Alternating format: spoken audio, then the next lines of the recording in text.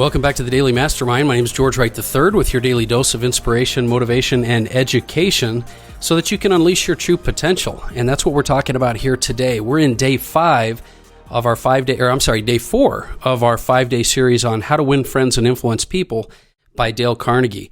Now, on day 4 here, we're going to be covering at a real high level this fourth part of the book on how to become a leader. And, what we've been doing is a high-level review of all the amazing principles and strategies that are available in this book. It's an all-time bestseller. Been around. It's timeless. Literally one of the all-time bestsellers.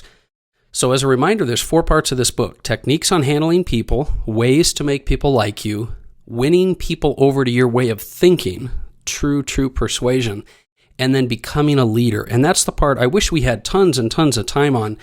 But my goal with this podcast and this episode is really just to give you the high-level bullet points and so that you can apply them to your particular situation, your life, your relationships, your business, and find ways that you can implement them. Because the strategies are proven. The techniques are sound. They've been proven over time, and they're things that can help you to take your life, your business, and your opportunities to the next level. So let's talk about this part 4. And it's titled, Be a Leader, How to Change People Without Giving Offense or Arousing Resentment. And, I think that it's really important to understand here the difference between being a leader and a manager. And a leader truly does help persuade people to become more productive. And also a leader is, designed to be there to help bring out the best in the people around them. It's not about telling people what to do. It's not about getting what you want done. It's about bringing out the best in individuals, and then they can perform to their best of their abilities. And it's about having that patience and self-control and character and discipline. So let's go through these 9 points that Dale Carnegie gives on being a leader. The first one is to begin with praise and honest appreciation. I can tell you right now that I have found by far, out of money, rewards, all kinds of things, recognition is one of the best motivators for performance, activity, and fulfillment of individuals that you're working with. So number 1's a great one. Begin with praise and honest appreciation. It's not flattery, it's appreciation for what they do, how they do it, being grateful for the effort. Number 2 is to call attention to people's mistakes indirectly. One of the worst mistakes you can have as a leader is to point out fault, point somebody out as doing something wrong, especially in public. I think it always helps for someone to build a culture where individuals will become aware of their own mistakes, and you don't necessarily have to point them out. And if you can build a culture like that by doing it indirectly, by leading people to identify and recognize what they've done, then that'll be far more productive. Number 3, talk about your own mistakes before criticizing the other person's.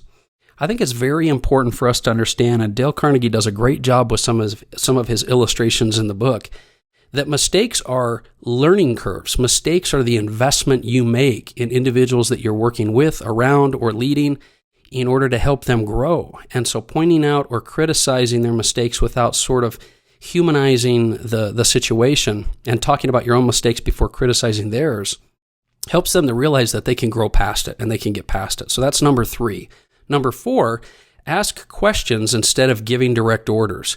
This goes back to the 3rd section we talked about. Persuasion is a far more effective method long-term than, telling somebody or selling somebody or manipulating someone to do what you want. Giving them direct orders is not the key. As Dale Carnegie talks about, asking questions and leading people to come to their own conclusions and get what you want is far more productive.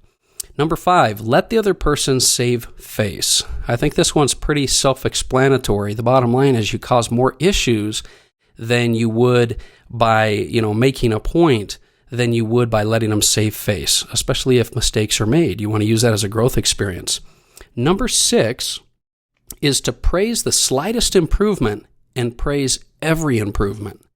Now, one of the things I've learned over time, especially in leadership positions, is that you can get a lot of traction and you can build up a lot of loyalty and you can build up a lot of long-term dedication if you can start to recognize improvement in people, because people want to grow, people want to develop. And because we're our own worst critic, right?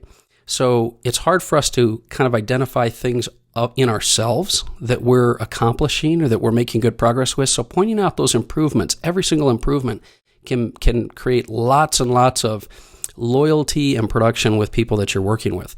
Number 7, give the other person a fine reputation to live up to. This kind of dovetails a little bit from the last one, but as a leader, your goal is to see the best possible outcome that anyone can have. As a CEO and a mentor and a guide for other individuals, I've found that the more that I can give them this vision of what I believe they could become and help them to understand and buy into that, the more they're going to want to be that, the more they're going to want to live up to that reputation. And so number 7 is a great one.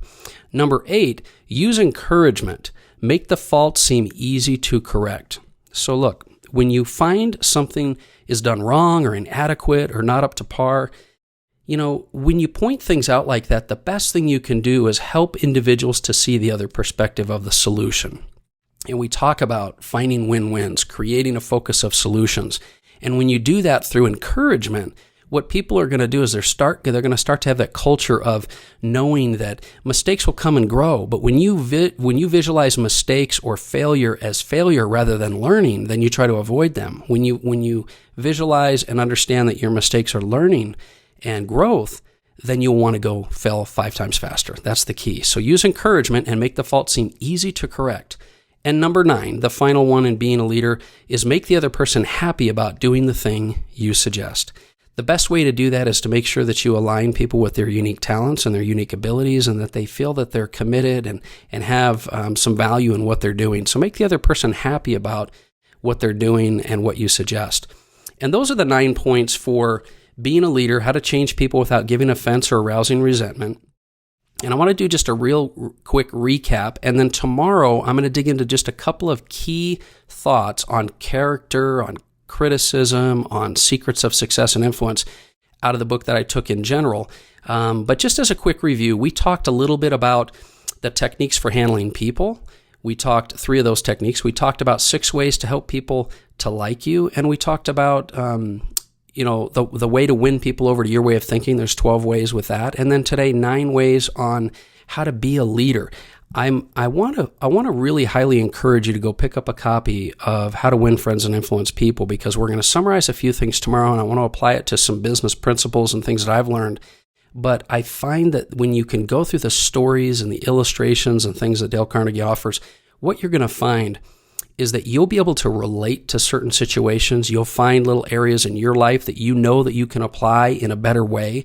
And the goal here is for us to grow, right? If you want to create the life you are meant to live, if you want to create the best version of yourself, you constantly need to look for ways to grow. And these points, these strategies, these principles are all amazing ways to do that. I know that you have a lot of potential inside you. We all do. No matter where you're at, you can 10 times where you are.